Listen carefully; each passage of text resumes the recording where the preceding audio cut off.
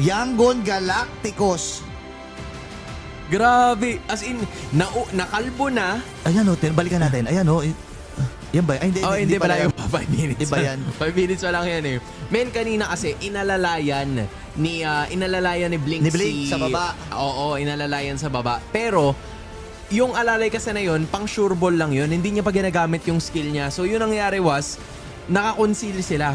Pag-conceal, binanda ni Blink dun sa pader. Spear of Misery. Tapos si oo. Coily, wala siyang immortality or anything. Kahit ano, oo. So, wala na yun. Easy take na talaga yun. Kasi hindi rin na-expect eh. Ang nakita niya lang, pagdaan niya ng river, si Blink lang eh. Wala na. Oo, baka nga nakadragma pa si Coily doon. Tapos pagtingin niya, by 70 seconds na nakalagay na timer. Naka-gray na. Naka-black na. Naka-black na. Oh my gosh. Gusto ko makita yun. Paano Yung nangyari final yun? moment, Oo, no? hindi pa ito yun eh. 20 minutes pa lang to eh. Skip natin yan. Hindi, joke. Oo. Hindi, pero importante Direct pa pass forward po, please. Ito Ayan, yun, oh. Ito yun. Pak! Sa pool eh. Yan oh.